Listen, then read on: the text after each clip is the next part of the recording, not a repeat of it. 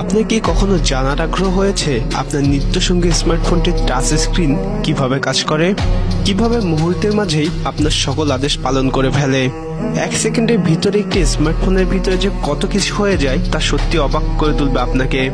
Smartphone তৈরি করা হয়েছে আপনার আদেশ পালনের জন্য, সেভাবেই একে ডিজাইন করা হয়েছে। কিভাবে আমাদের স্মার্টফোনের টাচ স্ক্রিন কাজ করে সেটাই বিস্তারিত তুলে ধরা হয়েছে আমাদের আজকের এই ভিডিওটিতে। দর্শক, আপনি আমাদের চ্যানেলে নতুন হয়ে থাকলে নিয়মিত এরকম মজার এবং তথ্যবহুল ভিডিও পেতে আমাদের চ্যানেলটি সাবস্ক্রাইব করে নোটিফিকেশন বাটনটি অন করে রাখুন।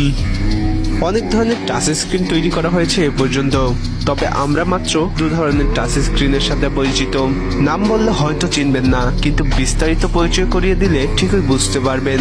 মানুষের বহুল ব্যবহৃত টাচ স্ক্রিন দুটি হলো রেজিস্টিভ আর capacitive touch screen. IPhone, Android বাজারে আসার পূর্বে কিছু ফোন এসেছিল যেগুলো শুধু কর্পোরেট ব্যক্তিদের হাতেই দেখা যেত। মানুষ অবাক হয়ে দেখে যে এতে কোনো বোতাম নেই, হাত দিয়ে স্পর্শ করলে কত সুন্দর কাজ করে। এর কাজ করার মাঝে কিন্তু এতটা সৌন্দর্যও ছিল না, কারণ এতে ছিল রেজিস্টিভ টাচ স্ক্রিন। অনেক শক্তি প্রয়োগ করে এটা স্পর্শ করতে হতো। ঠিক এজন্যই রেজিস্টিভ স্ক্রিনের ফোনগুলোর সাথে লম্বা একটি স্টিক দেওয়া হতো, যাতে চাপ প্রয়োগ করা সহজ হয়ে যায়। প্রাইভেট কারগুলোতে যে টিভি কিংবা রিয়ার ভিউ ক্যামেরা যুক্ত থাকে, ওগুলোতেও কিন্তু এই রেজিস্টিভ স্ক্রিন থাকে। আপনি শুধু হাত রাখলেই এটি কাজ করবে না, শক্ত চাপ প্রয়োগ করার পরে কাজ করতে শুরু করবে স্ক্রিন। সর্বপ্রথম টাচ স্ক্রিন থিওরির উদ্ভাবককে সম্মাননা প্রদান করা হয় E.A. জনসনকে। তিনি 1965 সালে রেজিস্টিভ ও ক্যাপাসিটিভ টাচ স্ক্রিন উভয়ই বর্ণনা করেন তার প্যাটেন্টে। ক্যাপাসিটিভ স্ক্রিনগুলো যে কোনো পরিবাহীর সংস্পর্শে এসে কাজ করতে শুরু করে।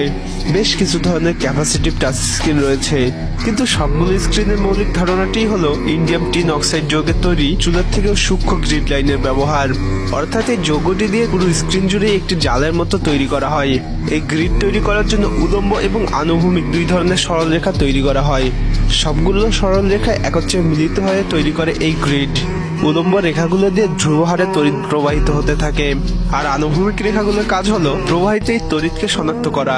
উলম্ব ও আনুভূমিক রেখাগুলো পরস্পর যে বিন্দুতে স্পর্শ করেছে সেখানে একটি তড়িৎ ক্ষেত্র তৈরি হবে।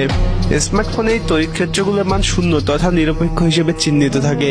প্রসেসরে সংরক্ষিত এই নিরপেক্ষ মানগুলো তখনই পরিবর্তন হয়ে যায় যখন কোনো পরিবাহীকে এই গ্রিডের সংস্পর্শে নিয়ে আসা হয়। আমরা জানি মানব শরীর একটি উৎকৃষ্ট মানের তড়িৎ পরিবাহী। পুরো শরীর জুড়ে ধনাত্মক ঋণাত্মক আধান বিরাজ করে আসে।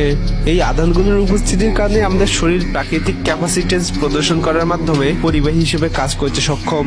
কোনো ক্যাপাসিটিভ টাচ স্ক্রিনে যদি আঙ্গুল দিয়ে স্পর্শ করানো হয়, তখন কিন্তু তড়িৎ আঙ্গুল দিয়ে দেহে প্রবেশ করে না, বরং একটি পরিবাহীর উপস্থিতিতে প্রসেসরে সংরক্ষিত তড়িৎ ক্ষেত্রগুলোর নিরপেক্ষতার পরিবর্তন হয়।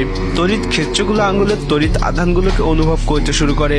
সামান্যতম স্পর্শ প্রসেসরকে কাজ করাতে বাধ্য করে। তাই ক্যাপাসিটিভ টাচ স্ক্রিনে মাল্টিটাচ আর স্লাইডের মতো সুবিধাগুলো পাওয়া যায়। কোনো অপরিবাহী পদার্থের সংস্পর্শে এই টাচ স্ক্রিনগুলো কাজ করে না। হাতে মোজা পরিহিত অবস্থায় ক্যাপাসিটিভ স্ক্রিন দিয়ে ঠিক এজন্যই কাজ করানো সম্ভব হয় না। কিছু হাত মোজার আঙ্গুলগুলোতে মেটাল ফাইবার ব্যবহার করা হয়। এমন হাত মোজা দিয়েই টাচ স্ক্রিনে কাজ করানো যাবে। এছাড়া কখনো কখনো দেখে থাকবেন ত্বক ঘেমে স্মার্টফোনের স্ক্রিনে লেগে থাকার পর আপনার কাজ করতে অসুবিধা হয়। আপনি স্পর্শ করছেন এক জায়গায় কিন্তু কাজ চলছে কয়েক জায়গায়, অর্থাৎ মাল্টিটাস্কিং চলছে। এর কারণ হলো ঘামের মাঝে লবণ রয়েছে আয়নিত অবস্থায়। এই আয়নগুলো বাধ্য করে টাচ স্ক্রিনকে তড়িৎ ক্ষেত্রের নিরপেক্ষতা পরিবর্তনে।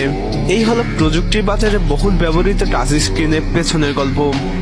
প্রযুক্তি কখনোই একটি পদ্ধতি নিয়ে সন্তুষ্ট থাকেনি। সময়ের সাথে সাথে নিত্য নতুন পদ্ধতির আগমন ঘটেছে প্রযুক্তির বাজারে। যদিও বর্তমানে ক্যাপাসিটিভ টাচ স্ক্রিনকে ব্যবহার করা হয় স্ট্যান্ডার্ড স্বরূপ, তবুও চুপিসারে ঠিকই চলছে টাচ স্ক্রিনের ভবিষ্যৎ পদচারণা কাজ। হয়তো আরো বিশ্বস্ত আর সুন্দর কোনো এক পদ্ধতি তৈরি হবে, পুরনো হয়ে যাবে আমাদের বহুল ব্যবহৃত এই ক্যাপাসিটিভ